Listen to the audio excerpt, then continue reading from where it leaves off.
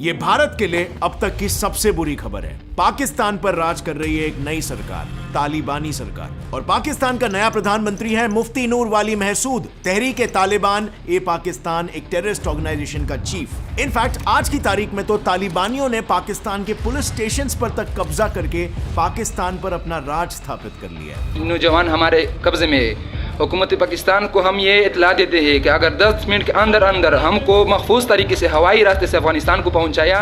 अब इंडिया के लिए ऑफ कोर्स ये काफी सीरियस बात है, क्योंकि शायद ज्यादा वक्त नहीं लगेगा कि पाकिस्तान की भी हालत अफगानिस्तान के जैसी होने लगे। लेकिन वेट, इस कहानी में है एक ट्विस्ट। तहरीक तालिबान पाकिस्तान उर्फ टीटीपी ने खुलेआम ये कहा है कि अगर उनका बस चले ना तो वो कश्मीर को इंडिया को सौंप दे। टीटीपी के हिसाब से, और ये आए दिन ऐसा कहते रहते हैं कि इनकी दुश्मनी भारत से बिल्कुल भी नहीं है, बल्कि इनकी जंग तो सिर्फ पाकिस्तान के साथ है। लेकिन अब सवाल यहां पर यह है कि क्या इनकी बातों पर भरोसा किया जा सकता है? Well, let's find this out. Hello friends, मेरा नाम है गौरव और 25 नवंबर 2022 को टीटीपी ने पाकिस्तान पर जंग छेड़ दिया। आज की तारीख में टीटीपी ने पाकिस्तान में एक पैरेलल गवर्नमेंट फॉर्म कर दिया है, जिसमें बाय द वे किसी सिविलियन गवर्नमेंट की तरह कैबिनेट मिनिस्ट्रीज भी है। यानी कि आज की तारीख में पाकिस्तान में 2 डिफेंस, 2 होम, 2 फाइनेंस, सारे मिनिस्ट्रीज दो मौजूद है।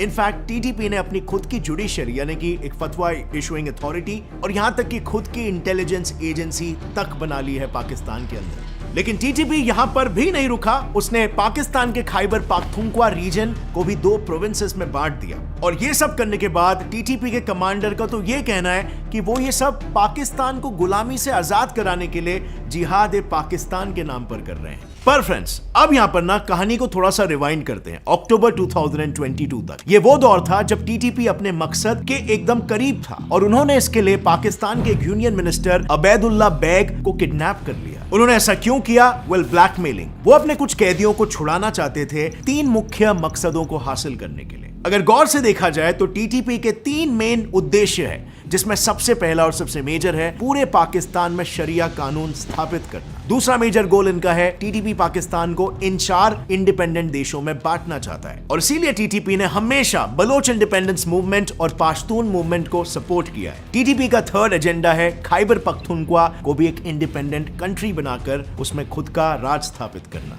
जो आई वुड से उसने ऑलमोस्ट कर भी लिया है। इसके अलावा उनका आखिरी गोल बस यही है कि वो हमेशा अफगानी तालिबान को सपोर्ट करते रहे, क्योंकि बेसिकली टीटीपी के सभी मेंबर्स अफगानी तालिबान से ही लिंक थे और अफगानी तालिबान टीटीपी को हमेशा सपोर्ट भी देती रही है। पर यहां पर जस्ट वेट, कहानी में एक और एक ट्विस्ट है। ये टीटीपी जो आज पाकिस्तान पर कब्जा करके बैठी है, उसने तो एक टाइम पर पाकिस्तानी गवर्नमेंट के साथ एक पीस ट्रीटी साइन की थी। सो नवंबर 2021 में पाकिस्तानी गवर्नमेंट ने टीटीपी के साथ सीज फायर नेगोशिएशन साइन किया था, जो बेसिकली ये कहता था कि अगर टीटीपी अपने गतिविधियों पर रोक लगा दे तो पाकिस्तानी गवर्नमेंट टीटीपी के कैदियों को रिहा कर देंगे। लेकिन अनफॉर्चुनेटली दूसरे ही महीने में टीटीपी ने उसे ये कहते हुए एंड कर दिया कि पाकिस्तानी गवर्नमेंट ने टीटीपी प्रिजनर्स को रिलीज नहीं करके सीज फायर एग्रीमेंट को तो ब्रीच किया ही, और ऊपर से पीस टाइम में कई टीटीपी आउटफिट्स पर अटैक्स भी किए हैं। तो बस इसके रिटेलिएशन में सीज फायर एंड करके टीटीपी ने पूरे पाकिस्तान को टेक ओवर करने का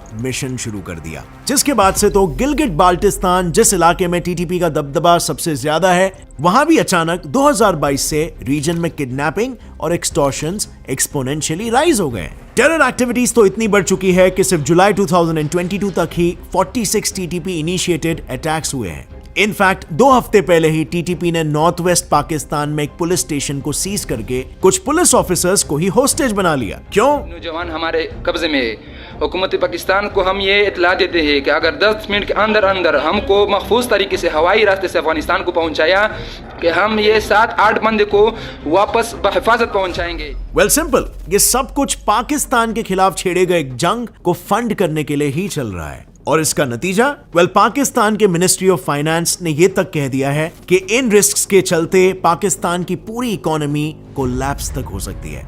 लेकिन अगर वहीं दूसरी साइड इंडिया की इकोनॉमी की अगर बात करें तो वो आज 6.9% से ग्रो हो रही है, और 2025 तक इस इकोनॉमी में 100 मिलियन से भी ज्यादा जॉब्स क्रिएट होंगे, वो भी आईटी इंडस्ट्री में अकेले। सो अगर आपको भी इस बढ़ती इंडस्ट्री का पार्ट बनना है तो यूज कोडिंग इन्वेडर्स प्लेटफॉर्म, क्योंकि इसके साथ ही भले ही आपको प्रायर नॉलेज ना हो इस इंडस्ट्री का, आपको बस जज्बा चाहिए इसे सीखने का। और कोडिंग इन्वेडर्स इंडिया का एकमात्र ऐसा प्लेटफॉर्म है जो आपको आईटी में करियर बनाने को क्विक स्टार्ट के साथ एक हाई पेइंग जॉब ऑफर दिलाने में मदद करता है, वो भी सिर्फ 6 से 6.5 महीने के अंदर। एज अ डेटा एनालिस्ट, अगर आप नॉन आईटी बैकग्राउंड से भी हो तो भी चिंता की कोई बात नहीं, क्योंकि आपको ट्रेन करने के लिए प्रोफेशनल्स यहां पर मौजूद है जो आपको ट्रेन करेंगे और डायरेक्शन देंगे एक हाई पेइंग आईटी करियर बनाने के लिए। प्लस इस कोर्स में आपको 30 से भी ज्यादा projects and business case studies, 1500 से भी ज्यादा एक्सेस असाइनमेंट्स और 2 लाइव सेशंस हर हफ्ते मिलेंगे। और सिर्फ इतना ही नहीं, इस कोर्स के दौरान आपको hard skills like SQL, Python, Excel भी सिखाया जाएगा। कोडिंग इन्वेडर्स के 100% प्लेसमेंट गारंटी के साथ ये लोग जीरो से आपको सीधा हीरो बना सकते हैं। इन्होंने अब तक 20,000 प्लस कैंडिडेट्स को 7.5 LPA पैकेज वाली जॉब दिलाई है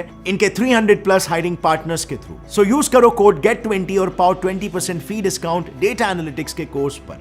click on the link in the description now and now let's jump back to the topic. हम बेसिकली एक जायजा ले रहे थे कि तालिबानियों ने पाकिस्तान की क्या हालत बना के रखी है आज की तारीख में। अब ये सब देखकर आप यही सोच रहे होंगे कि पाकिस्तानीज इन तालिबानियों से कितना परेशान होंगे, बट यू आर रॉन्ग। परेशान तो दूर, उल्टा वो अफगानिस्तान के तालिबान की आइडियोलॉजी जिससे ही टीटीपी इन्फ्लुएंस्ड है, उस आइडियोलॉजी से इतने इन्फ्लुएंस्ड है कि जब दिसंबर 2021 में अफगानिस्तान की इंटरनल सिक्योरिटी मेंटेन करने के लिए कुछ तालिबानी लीडर्स ने पाकिस्तानियों को तालिबान ज्वाइन करने के लिए बुलाया था, तब हजारों की तादाद में पाकिस्तानी लोग, इनफैक्ट स्टूडेंट्स भी तालिबान ज्वाइन करने के लिए अफगानिस्तान जाने लगे। अब जब लोग अफगानिस्तान जाने को तैयार हैं, तो आप ही सोचो यही लोग अपने देश के तालिबान को कितना सपोर्ट कर रहे होंगे। You won't believe it, लेकिन हाल ही में एक पाकिस्तानी सर्वे से यह पता चला कि 67% पाकिस्तानीज अपने देश में शरिया कानून चाहते हैं। अब टीटीपी का मेजर एजेंडा क्या है? यही पाकिस्तान में शरिया कानून आए। बस इसीलिए शायद कॉमन पाकिस्तानीज को भी टीटीपी गवर्नमेंट से एज सच कोई प्रॉब्लम नहीं है। लेकिन लोगों को छोड़ो, इतना सब होते हुए देख कोई भी गवर्नमेंट चुप थोड़ी ना बैठने वाली है। पाकिस्तान के यूनियन मिनिस्टर राणा सनाउल्लाह ने तो ये पब्लिकली कह दिया है कि वो तालिबान को इसका जवाब देने के लिए अफगानिस्तान के टीटीपी हाइडआउट्स पर एयर स्ट्राइक्स करेंगे। देखिए, ये तो फिर वक्त आने पे जब ये चीजें सामने आएंगी तो सबसे पहले तो अफगानिस्तान को, क्योंकि हमारा वो बरादर इस्लामी मुल्क है, हम उसे कहेंगे कि ये ठिकाने हैं, इनको खत्म किया जाए और इन लोगों को हमारे हवाले किया जाए। और अगर आगे से सौबन नहीं होता तो फिर ये सारी चीजें जिस तरह से आपने कहा फिर मुमकिन। अब ऐसे बयान तो और कई सारे पाकिस्तानी नेताओं ने भी दिए हैं, लेकिन यही स्टेटमेंट्स पाकिस्तान पर ही भारी पड़ रहे हैं, क्योंकि इसके रिस्पांस में तालिबान के एक सीनियर लीडर ने तुरंत पाकिस्तान का 1971 वॉर में सरेंडर करते हुए एक पिक ट्वीट कर दिया और पाकिस्तान को धमकी देते हुए कहा कि अफगानिस्तान पर अटैक करने की सोचो भी मत, नहीं तो 1971 वॉर की शर्मिंदगी वापस झेलनी पड़ेगी। और हाँ, ये भी याद रखना कि अफगानिस्तान बड़े बड़े साम्राज्यों का कब्रिस्तान है। अब पाकिस्तान में ये सब चल ही रहा था, बलूचिस्तान के सेपरेटिस्ट लीडर्स ने भी पाकिस्तान से अपनी आजादी के लिए हथियार उठाना शुरू कर दिया। इनफैक्ट आज भी ग्वादर पोर्ट को लेकर बलूचिस्तान में वायलेंट प्रोटेस्ट चल रहे हैं, क्योंकि पहले तो वो लोग चाहते हैं कि चाइना बलूचिस्तान से निकल जाए। तो उनसे यही गुजारिश कि जब तक हमारा एहतजाज चल रहा हो वो आवाम का साथ देकर वो काम बंद करें, ग्वादर से चले जाएं। और दूसरा, वो पाकिस्तानी वाटर्स में फिशिंग करना भी बंद कर दें, जिससे कि वहां के लोकल्स को भी कुछ धंधा मिल सके। इनफैक्ट सिर्फ 2021 तक बलूचिस्तान में ऑलमोस्ट 3000 टेरर अटैक्स हुए हैं, जो क्लियरली ये बताता है कि बलूचिस्तान भी पाकिस्तान से आजाद होने की लाखों कोशिशें कर रहा है। लेकिन अब सवाल यह है कि टीटीपी, एक इकलौता ऑर्गेनाइजेशन, एक देश में इतनी क्रांति कैसे ला सकता है? कौन है ये लोग और इनका वजूद क्या है? So let me tell you, TTP वो सांप है जिसे खुद पाकिस्तान ने छोड़ा था और आज वही सांप उसे काट रहा है। साल 2001 में जब यूएस ने अफगानिस्तान को इन्वेड किया था, तब पाकिस्तान और यूएस ने मिलकर कुछ ट्राइबल ग्रुप्स को जिहाद के नाम पर ट्रेनिंग और वेपन्स दिए। फिर एक टेरर ऑर्गेनाइजेशन तालिबान को खड़ा करके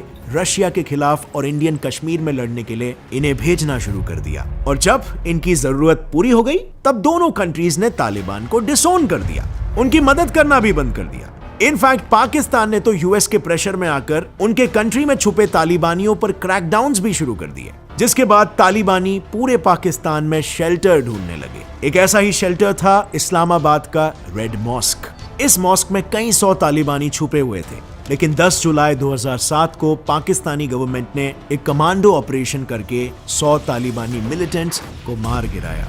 इस इंसिडेंट के बाद सारे तालिबानी एक साथ आए और उन्होंने शुरुआत की टीटीपी यानी पाकिस्तानी तालिबान की, जिसका सोल मोटिव था पाकिस्तान की गवर्नमेंट को हटाना और वहां पर शरिया रूल को एस्टैब्लिश करना। अब क्योंकि सभी तालिब्स अफगानिस्तान में जंग लड़ चुके थे, इनके अफगानी तालिबान से अच्छे संबंध थे और इसीलिए शुरुआत के कई सालों तक टीटीपी ने अपने आप को अफगानी तालिबान का एक एक्सटेंशन ही बताया। लेकिन 2018 में टीटीपी ने अपनी पॉलिसी चेंज करते हुए अपने ग्रेटर जिहाद इन अफगानिस्तान और ग्लोबल जिहाद के एजेंडा को अपने मैनिफेस्टो से ही हटा दिया। अब यह मूव वैसे सिर्फ इंटरनेशनल एजेंसीज के रेडार से बचने के लिए ही था। इनफैक्ट ऐसा ही कुछ सिमिलर सेफ गेम टीटीपी ने 2020 में भी खेला, जब उन्होंने ये अनाउंस किया कि उनका पाकिस्तान के अलावा कोई भी रीजनल और इंटरनेशनल एजेंडा नहीं है। ये बयान टीटीपी का एक मास्टर स्ट्रोक था, क्योंकि सिर्फ इस एक बयान से पाकिस्तान को इनसे लड़ने के लिए इंटरनेशनल मदद मिलना बंद हो गया और आज के तारीख में पाकिस्तान को इन्हें खुद ही फेस करना पड़ रहा है। लेकिन बात तो ये है ना फ्रेंड्स कि अब सिर्फ पाकिस्तान को ही नहीं लेकिन भारत को भी इन्हें फेस करना पड़ेगा अगर मैटर वर्स हो गई तो।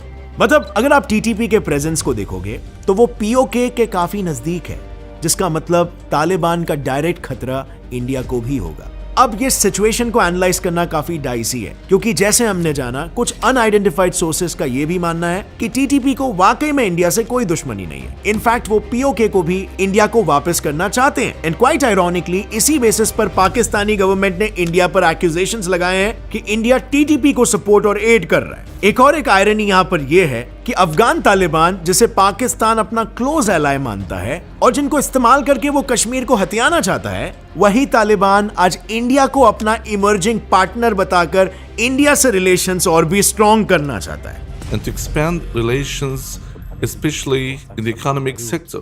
इनफैक्ट इसी डायरेक्शन में स्ट्रॉन्गर स्टेप्स लेते हुए इंडियन गवर्नमेंट ने भी अफगान तालिबानी गवर्नमेंट से ऑफिशियल टॉक्स होल्ड किए और इंटरेस्टिंगली इंडिया ने इन रिलेशंस के लिए ही कुछ तालिबानी सोल्जर्स को कॉम्बैट ट्रेनिंग भी दी है। Yes, you heard that right, Bharat तालिबानी सोल्जर्स को ट्रेन कर रहा था। इनफैक्ट हाल ही में तो इन दोनों देशों की नजदीकियों को देखते हुए तालिबानी एक्सपर्ट जर्नलिस्ट अहमद राशिद ने यह भी कह दिया है कि अफगानी तालिबान इंडिया को एक शत्रु की तरह देखता ही नहीं है। बट एक मिनट, हम यहाँ पर तालिबान की बात कर रहे हैं, क्या भारत इन्हें ट्रस्ट भी कर सकता है? ये मत भूलना कि तालिबानी सरकार के शुरुआती दिनों में उन्होंने ये भी कहा था कि कश्मीरी मुस्लिम्स के सपोर्ट में आवाज उठाना उनका भी हक बनता है। और ये वही तालिबान है जिनके देश अफगानिस्तान में आज स्थिति कुछ ऐसी है कि हाल ही में 2 गुनहगारों को बीच सड़क में क्रेन से उल्टा लटका दिया गया था। अफगानिस्तान में अब से शरिया कानून पूरी तरीके से लागू हो चुका है।